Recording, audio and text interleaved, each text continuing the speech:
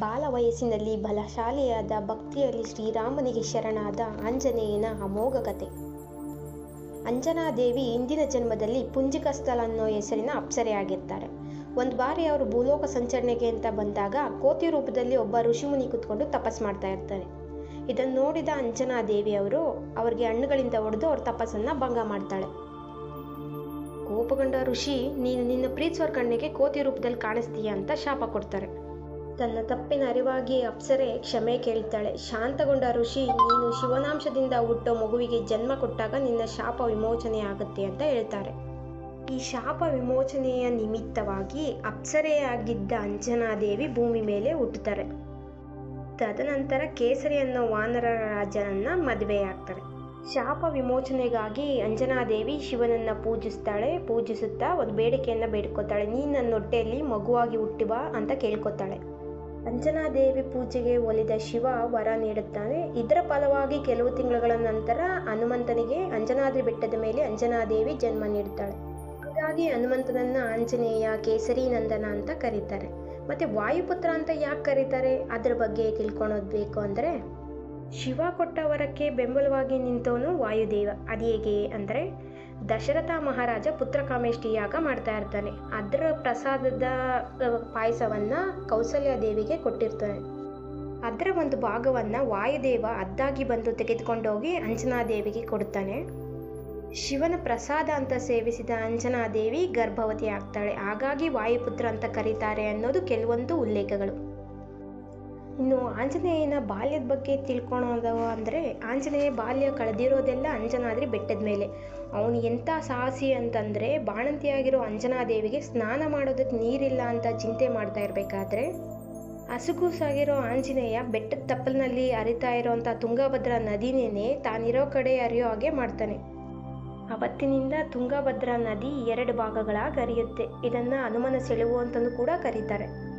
ಆಂಜನೇಯನ ಬಾಲ್ಯದ ಇನ್ನೊಂದು ಸಾಹಸ ನೋಡೋದೇನಪ್ಪ ಅನ್ನೋದಾದರೆ, ಬೆಟ್ಟದ ಮೇಲೆ ಆಟ ಆಡ್ತಿರ್ಬೇಕಾದ್ರೆ ಸೂರ್ಯನನ್ನು ದಿನ ನೋಡ್ತಾ ಇರ್ತಾನೆ. ಸೂರ್ಯ ನೋಡೋದಕ್ಕೆ ಮಾವಿನ ಹಣ್ಣಿನ ಥರ ಕಾಣಿಸ್ತಾನಲ್ಲ ಅಂತ ಹೇಳ್ಬಿಟ್ಟು ಆರ್ಬಿಟ್ಟು ಆ ಸೂರ್ಯನನ್ನೇ ತಿನ್ನೋದಕ್ಕೆ ಹೋಗಿರ್ತಾನೆ. ಅಂಥ ಸಾಹಸಿ ಹನುಮ. ಆಂಜನೇಯನಿಗೆ ತುಂಬ ವರಗಳಿರುತ್ತವೆ.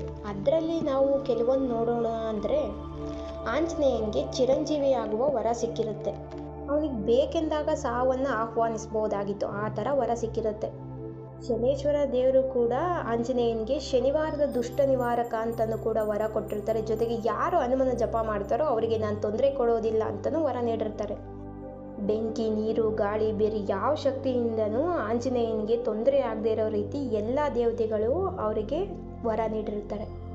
ಆಂಜನೇಯನ ಶ್ರದ್ಧಾ, ಭಕ್ತಿ, ನಿಸ್ವಾರ್ಥ ಸೇವೆಯಿಂದಾಗಿ ಶ್ರೀರಾಮನಿಂದ ವಾನರ ಸೇನೆಗೆ ಒಂದು ವರ ಸಿಕ್ಕಿರುತ್ತೆ. ಅದೇನಪ್ಪ ಅಂದರೆ, ಕೋತಿಗಳಿಗೆ ತಾವು ಸಾಯೋ ದಿನದ ಬಗ್ಗೆ ಮುಂಚಿತವಾಗೇ ಗೊತ್ತಾಗಿರುತ್ತೆ. ಏನಿದು ಅಂದರೆ, ಆ ಕೋತಿಗಳಿಗೆ ಸಾಯೋ 1 ವಾರದ ಮುಂಚೆನೇ ಅವುಗಳ ಸಾವಿನ ದಿನದ ಬಗ್ಗೆ ಅವುಗಳಿಗೆ ಗೊತ್ತಿರುತ್ತಂತೆ.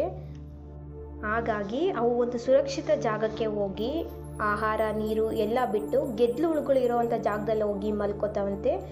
ಗೆದ್ಲು ಹುಳುಗಳಿಗೆ ತಮ್ಮನ್ನು ತಿನ್ನೋದಕ್ಕೆ ಬಿಟ್ಟು ಮಲ್ಕೊಂಡು ಪ್ರಾಣ ಬಿಡ್ತಾವಂತೆ. ಇದು ಒಂದು ವರ.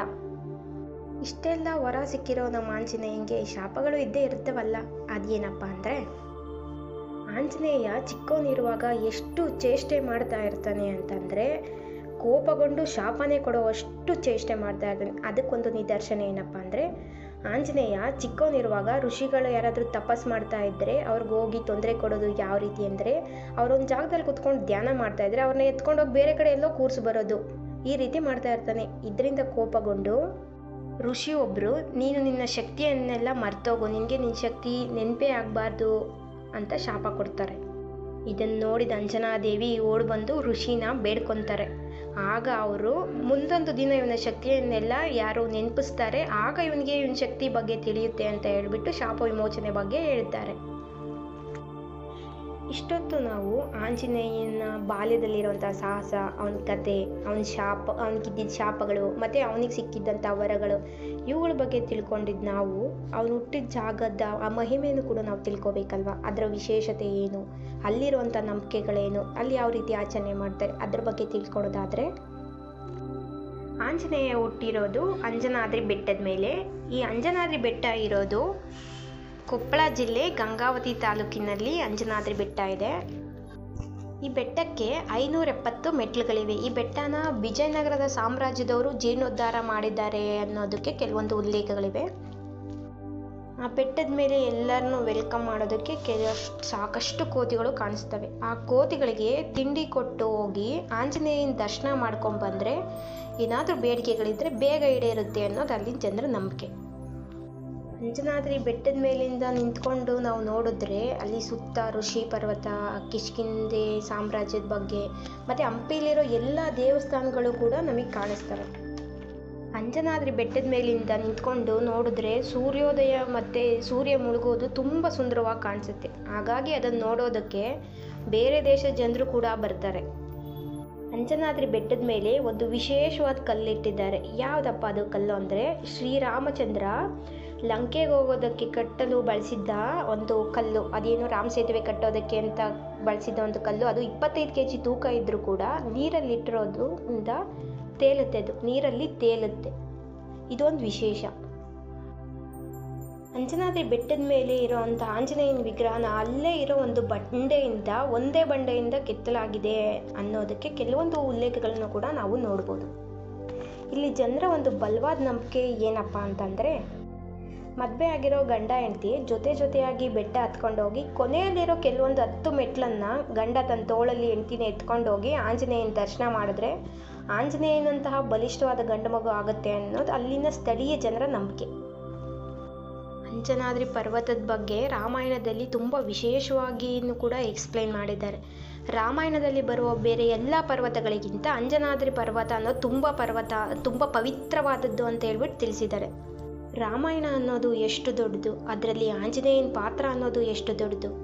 ರಾಮಾಯಣದಲ್ಲಿ ಬರೋ ಬೇರೆ ಯಾವ ಪಾತ್ರ ಇಲ್ಲ ಅಂದಿದ್ರು ಆ ಕತೆ ಪೂರ್ಣವಾಗ್ತಿತ್ತೇನೋ. ಆದರೆ ಆಂಜನೇಯನ ಪಾತ್ರ ಇಲ್ಲದೆ ಹೋಗಿದ್ದಿದ್ರೆ ಕಥೆನೇ ಅಪೂರ್ಣ ಅನಿಸುತ್ತೆ. ಆಂಜನೇಯನ ಶಕ್ತಿ, ಸಾಹಸ, ಭಕ್ತಿ ಇದೆಲ್ಲನೂ ಕೂಡ ನೋಡೋರಿಗೆ ಕೇಳೋರಿಗೆ ಒಂದು ಮಾದರಿನೇ ಆಗಿರುತ್ತೆ. ಜೈ ಬಜರಂಗಬಲಿ.